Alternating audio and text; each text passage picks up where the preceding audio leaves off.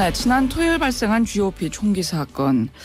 총기 사건을 일으키고 무장 탈영한 임병장은 여전히 군과 대치 상태입니다. 어제 오후 임병장을 추적하던 수대장 한 명이 팔에 관통상을 입기도 했는데요. 이번 총기 난사 사고로 지금까지 5명이 숨지고 모두 8명이 부상을 입었습니다. 왜 이런 끔찍한 참사가 벌어진 걸까요? 심지어 이번 사건을 일으킨 임병장은 전역을 불과 3개월 앞두었다고 하는데요. 군인권센터 임태훈 소장과 말씀 나눠보도록 하겠습니다. 소장님 나와 계십니까? 네, 안녕하십니까? 예. 자, 이번 사건은 역대 총기 사건과 비교해도 피해가 상당히 컸지요. 네, 역대 총기 사건들 근래 이제 2011년 해병대에 있었던 총기 사건, 그리고 2008년에 있었던 28사단 총기 난사 사건, 이렇게 비교해 보면은 인명 피해가 났기 때문에 사실상 상당히 피해가 크다고 볼 수 있죠. 예. 이게 전우를 향해서 총기 사용한다는 거는 무슨 이유로든 부대 내 불만이 있다는 걸로 봐야 되겠죠. 예, 우리 아군끼리 이렇게 총격이 벌어져서 총격이 아니라 이제 조준 사격을 해서 사망한 것에 대해서 국민이 좀 경악을 금치 못하고 있는데요. 예. 제가 2005년도에 이 28사단 총기 사건 이후에 육해공군 해병대를 실태 조사를 다녔습니다. 그때 제가 좀 충격을 받은 것이요. 그것이 또 요인이 돼서 저희 군인권센터를 만들게 됐지만 돌격 앞으로 하는 지휘관을 쏴 죽이고 싶다라는 이 이야기를 하는 병사들이 많았습니다. 전쟁이 나게 된다면요. 지휘관을 쏴 죽이고 싶다? 네. 그래서 왜 그러냐라고 물어봤더니 예. 상당 부분 신뢰관계가 깨져 있는 것을 확인할 수 있었습니다. 구타 가혹행위가 벌어졌을 때, 병행 부조리가 발생했을 때 지휘관이 가해자 편을 드는 경우들이 간혹 있었고요. 그런 것에 불만을 가진 이런 피해자들이 전쟁이 나면 저 사람부터 쏴 죽이고 싶다라는 이야기를 많이 했습니다. 저는 그때 굉장히 충격이었습니다. 예. 이번 사건에서도 그런 점이 좀 자세히 구체적으로 잘 조사가 돼야 되겠네요. 예, 그렇습니다. 그렇게 하기 위해서라도 사실상 임병장을 사살해서는 안 되고요. 예. 반드시 체포를 해야지만이 사건의 전말을 확인할 수 있기 때문에요. 예. 군이 조금 지쳐 있더라도 최악의 경우로 가지 않도록 했으면 좋겠다는 게 제 생각입니다. 예. 일단 지금 임병장이 관심 사병이었다는 점에 또 많이들 주목을 하고 있는데요. 네. 소장님 우선 관심 사병 제도에 대해서 좀 간략히 설명해 주시겠어요? 네, 관심병사 제도는 이제 정확하게 얘기하면 보호관심병사 제도라고 합니다. 예. 그러니까 이것은 2005년 총기 난사 사건 이후에 만들어진 제도인데요. 군 생활 적응이 힘들거나 심리적으로 문제가 있어서 이렇게 보호하는 제도이고요. 예. 병무청 신체검사나 인성검사 때 이것이 이제 걸러지게 되는데요. 2011년 해병대 총기 사건 이후 김관진 장관이 3중 필터링을 하겠다라고 해서 강화됐습니다. 그래서 병무청에서 MMPI 인성검사를 한번 하고요. 인성검사를 하고. 예. 네, 훈련소나 신교대 이제 배치받으면 또 한 번 하게 되어 있고요. 예. 그리고 자대 배치받았을 때 한 번 하게 되어 있습니다. 그런데 이것이 정확하게 본인이 이제 입증해야 되는 프로세스이고, 예. 그리고 또 하나는 비전문가인 지휘관에 의해서 A, B, C로 등급이 나눠지는 것이 가장 큰 문제점입니다. 인성검사를 지휘관이 한다고요? 네, 왜냐하면 이제 지휘관이 예. 면담을 일주일에 2등병이 같은 경우에는 4차례 하고 1병은 3차례, 상병은 2차례, 병장은 1회 이렇게 하도록 되어 있습니다. 그리고 보호관심병사 같은 경우에는 주 4회 정도 하는 것을 권장하고 있는데 이렇게 하는 지휘관 거의 없고요. 병사들의 고민 상담을 하게 되면 생활지도 기록부에 이것을 기록해서 관리하는 게 거의 끝인 경우가 많습니다.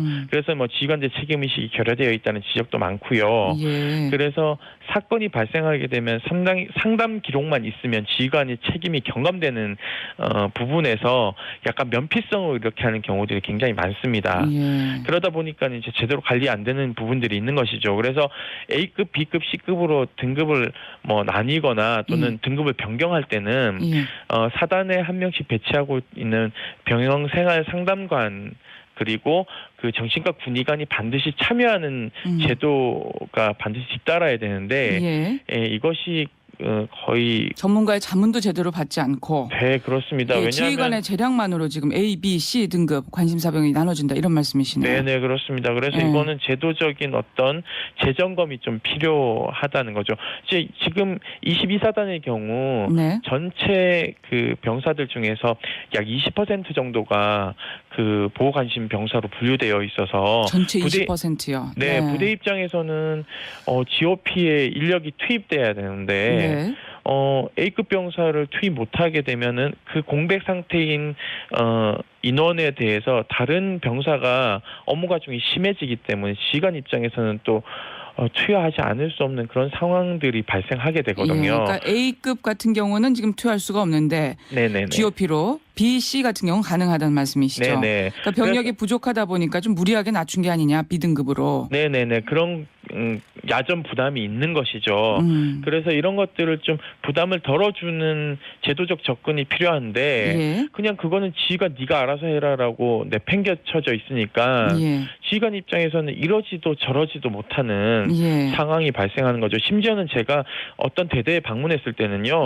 대대장께서 A급 병사를 아예 그냥 데리고 살아요. 데리고 살아요? 예, 그러니까는 거의 뭐 퇴근 시간 이후에는요. 아예 그냥 같이 다닙니다. 아, 그게 오히려 또 스트레스가 될 수도 있겠는데요. 그럼요. 대대장이 어떻게 한 A급 병사만 관심을 갖고 대대 병력이 얼마나 많은데요. 그렇죠. 그러니까는 이 지휘관들의 부담이라는 것이 이루 말할 수 없습니다. 그래서 저는 지휘관들 부담 덜어주기 위해서 좀 복무 전환하는 제도를 좀 활성화하거나 그러니까 예를 들면 공익근무요원이나 상근 예비역으로 전환하는 방안 그리고 또 정말 이 사람은 군 복무를 하면 안 된다라고 하면 현역 부적합 판단 이런 것도 뭐 좀 전역을 시키든지 이런 것들을 활성화하는 방안을 강구해야 되는데 언제까지 그냥 병역 비리 때문에 안 된다라는 식으로 모르쇠하는 것은요. 차제에 이런 사건 사고가 터질 가능성을 시한폭탄을 안고 사는 것과 다름없다. 저는 그렇게 지적하고 싶습니다. 그러네요. 더구나 이 GOP 같은 경우는 워낙 근무 스트레스가 높다면서요. 그래서 사고가 많았지요. 네, 그렇습니다. 이게 그 근무 투입이 되면요. 6개월에서 7개월 동안 이렇게 외부로 못 나오게 되어 있습니다. 그리고 거긴 PX도 없어요. 해발 동부전선 같은 경우 해발 900고지, 1000고지 되는데요. 여기에 뭐 가끔 황금마차라는 이제 이동용 PX가 오긴 하는데요.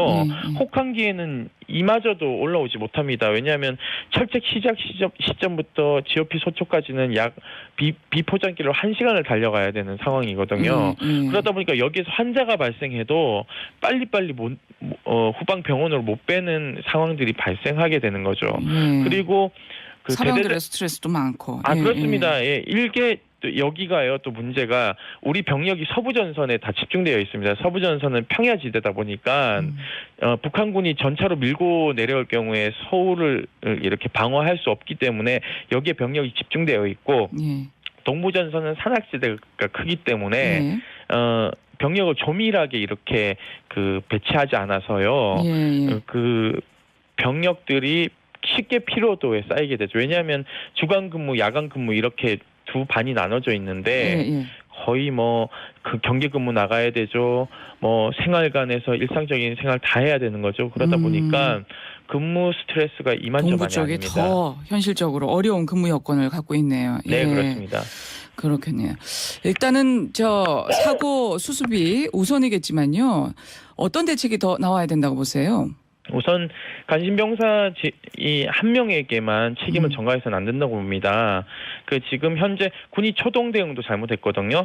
사건이 발생한 직후 무장탈영병이 발생했기 때문에 민간인의 피해가 최악의 경우 민간인의 피해가 있을 것으로 예상하고 빨리 언론에 알려서 대피 요령이나 대응 요령을 알렸어야 됨에도 불구하고 그걸 하지 않은 것이 가장 큰 문제고요. 그리고 진돗개도 22사단 차원에서만 내렸습니다.